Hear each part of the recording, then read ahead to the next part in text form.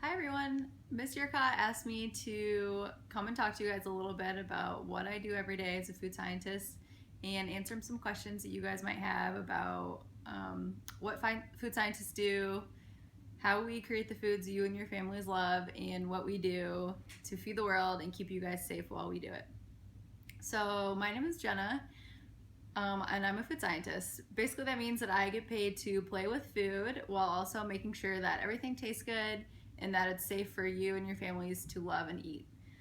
I went to Michigan State University where I met Miss Yircott, and I took a lot of science classes. The science classes weren't normal science classes though, they were really fun and hands-on. So for example, we took a science of dairy class where we looked at milk and figured out how that milk changes to ice cream or string cheese or cottage cheese or yogurt, and looked at the chemical compounds of that and how taking one ingredient can give you all the different kinds of foods that are made of milk.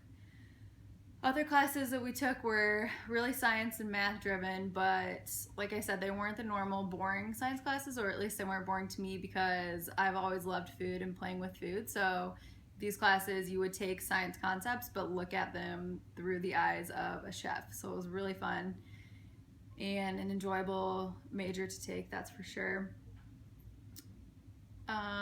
I've always really liked science growing up, and I thought that sitting in science class and doing the experiments was the most fun part of going to school. I also really enjoyed math, but definitely more of a science lover. And one day after school, I was at home and I was watching TV, and there was a show, and they were at the Jelly Belly factory. And there was a bunch of food scientists, and they were inventing new flavors of jelly beans. And they said that those people were called food scientists, and they are responsible for coming up with all the crazy kinds of candies. And I love candy, and I thought that was the coolest thing in the entire world, and found out that they had that major at Michigan State. So that's where I had it, and that's what I wanted to do ever since. So fast forward 15 years later, I'm now a real food scientist, and I'm so lucky that I love my job. I spend half of my time doing really fun things like inventing new flavors of hot chocolate, or coming up with new shapes of chicken nuggets, or new colors of pudding, or just being super creative and thinking about things that kids your age will love to eat or try, or something that your mom or dad might like, or your grandparents. And the other half of my job is less fun, so to say, but still enjoyable, and that is all around the world of GMOs, which I know that you guys have talked about a little bit with Miss Yircott. So she asked me to talk a little bit about GMOs and what they are and why we use them. The main thing I want to say about GMOs is just kind of explain to you why we as scientists think they're important and why we spend a lot of our time developing them. So in the past 15 years or so, since I was your age, the population in the world has grown by about 2 billion people, which is a ton of people. And all of these people need land for their homes, and schools for their kids, and shopping malls and restaurants, and just general land to live. So they're taking that land from our farmland, which is interesting if you think about it, because we have more people but less land to feed them. So how are we going to feed all of these people with less land? So we looked into the crops that we're growing, like corn and soybeans, and we found that a lot of these crops are getting eaten by bugs, and we're losing a lot of our land to food that we can't eat because they're destroyed by insects. So scientists took these crops into our labs, and we figured out ways to make these foods less attractive to bugs. So we call these foods GMOs, or genetically modified organisms. It's kind of hard to explain to you guys, so I found this really cute cartoon online that I wanted to show now that might help explain GMOs a little bit further.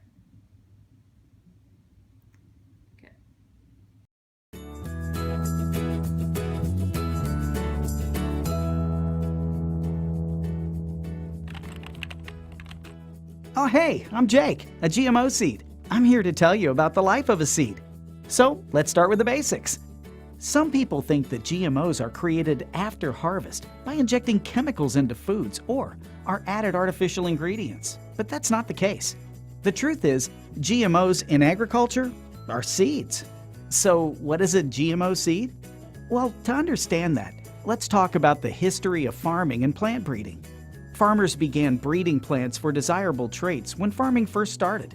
Although early farmers didn't know it, they were modifying the genetics of plants by continually breeding different plants together, harvesting the seeds, and selecting the best performing plants to grow again the following year.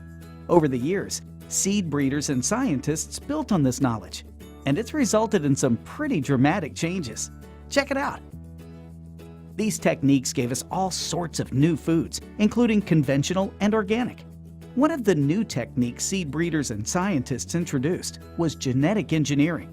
With this, we're not making dramatic changes, we're making very specific changes to a seed's DNA, involving one or a few genes, to produce plants with specific traits, like the ability to fight disease, bugs, or weeds.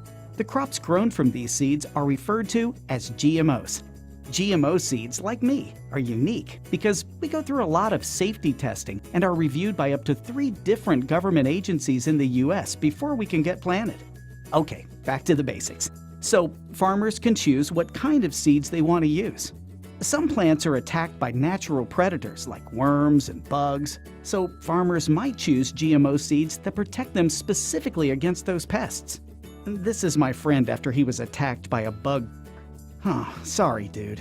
But GMO corn plants grown from GMO seeds like me are protected, so we don't end up like my friend over here. This protection also helps reduce crop damage, like this, and the need for extra pesticide applications. So then the farmers plant us. And then we grow into plants. Look at that. Gorgeous. No matter which type of seed the farmer chooses, the food produced from them has the same proteins and nutritional makeup. We were just developed differently.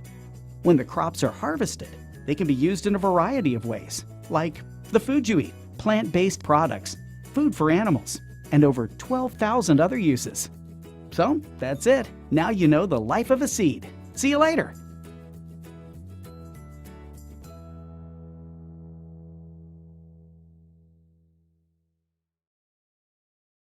So basically, a large majority of the food we grow, as you saw, is destroyed due to bugs and viruses. And luckily, we as food scientists have figured out a way to make our food be less tasty to bugs. So they leave our food alone and that we have more crops to feed us and our families. A lot of people think that this might be scary because if bugs don't want to eat our food, then why would we want to eat our food? And the response I have to that is you wouldn't want to eat what bugs eat anyway. So just because we're modifying these foods to be unattractive to bugs doesn't mean that they're unhealthy or unsafe for humans to eat. In fact, these foods that are genetically modified go through testing by tons of different people, and it takes 7 to 10 years for one single crop to be approved to be eaten as a genetically modified organism. So I just want to emphasize that you shouldn't be scared of GMOs. We have tons of people spending all of their time making sure that these foods are safe, and it really is the way that we're going to be able to feed not only you, but your kids and your grandkids in the future and ensure that we all have enough food to eat to last the rest of our lives. The other thing I wanted to quickly talk about is natural versus artificial. So the main thing here is I think you need to think about what food you're trying to flavor. So if you want to make a cotton candy flavored pudding, you're not going to find a natural flavored cotton candy. However, if you're making something like orange juice, that would probably only have natural flavors because you can take that orange, squeeze it, and get the orange juice. On the other hand, if you're going to make an orange flavored soda, you can't really squeeze the orange and get a soda out of it. So that would be an example where you would probably use an artificial orange flavor. Similar thing though, if it is an artificial flavor, there are scientists all over the world that are spending all their time making sure that these flavors are safe to eat and that they're cheaper. So if you're looking to buy an orange soda, you don't want to spend $12 for a can of soda, which it might cost if you're using real orange flavor. The artificial flavors give us opportunities to make foods that are available to everyone to enjoy and not just to the select few that can enjoy these all-natural foods. And then finally, Miss Yircott asked me to show you some of the fun things I do that are found in grocery stores that you and your families can pick up and enjoy. And this is really my favorite part of food science, so it's really cool to show your friends and family, take them to Target or Walmart and point to a can of soup and tell everyone that you got to make that and you were the one that made up the formula that went to this can that everyone's eating. So I've made a can, well, it's a jar of striped peanut butter and jelly, and this was fun because this is the store brand version. So Walmart came to me and they had the Smucker's version, which was pretty expensive, and they asked me to investigate into how Smucker's was making their product, the different components, and then they wanted me to make it but cheaper so that it tasted the same, it had the same nutrition, it was just as safe, but it was half the price.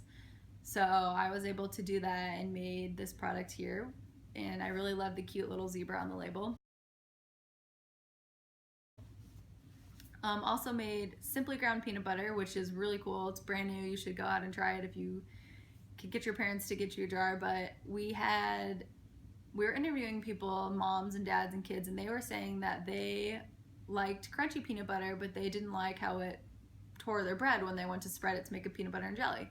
So how can we solve that problem? So we thought of a way to make the crunchy pieces smaller, and we're calling it Simply Ground. So it's a mix between creamy and crunchy peanut butter. It's really good. No one else is doing it on the market, and it's just a really fun, new, exciting product because peanut butter has pretty much been the same for as long as I can remember. So it's something cool that you can say that you're changing about a common item that everyone has in their pantry. Another thing that I do that's pretty cool is that I'm not just doing food that's at Walmart or Target or grocery stores. We're also doing food for restaurants. So I do some tomato products, so things like ketchup or pizza sauce, and had an opportunity this summer to make the tomato sauce that is on a chicken sandwich at Dairy Queen. So it's kind of a specific thing that I made, but it's still cool to say that when you go to Dairy Queen and you see them putting on your marinara sauce that you made and you see other people enjoying it, that you were the one that was able to put that together and bring it to life. And then finally, the other thing that I've done was an all-natural peanut butter for Target. So this was another cool thing you get to do. I got to work with Target, and they wanted a all-natural peanut butter, so nothing artificial added.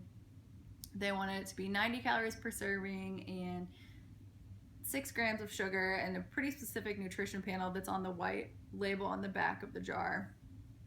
And they wanted me, they didn't care how I made it, where I made it, what it looked like, just wanted it to match this nutrition. So when your parents go to the store, they can look at that and they know exactly what they're eating and that it's good for you and your brothers and sisters. So I got to work with Target and make a peanut butter that they loved, and it was really fun. I would make up a formula, I'd send it to them, and they try it, and they told me that it was too sweet or too salty, or it maybe was too oily or it was too dry, and we would go back and forth, and we finally found a formula that we both love. So it's all over the country at all the Targets, and you can go pick it up if you're ever at Target. So I hope you all found this kind of enjoying and that you think food science is as cool as I do. And I hope in a few years, you guys, when you're getting ready to go off to college, you remember this and you think that this is something that you might want to try or look at, and that if you have any questions or about GMOs or food science or Michigan State or anything, you can give them to Miss Yircott and she'll send them back to me and I'll do my best to answer them. I hope to see you guys in our food science labs in a couple years, and hopefully you can help me come up with the next cool flavor of candy or figure out something as off the wall as trying to figure out how to put pepperoni pizza into a can. So thank you for your time. Again, let me know if you have any questions. Bye.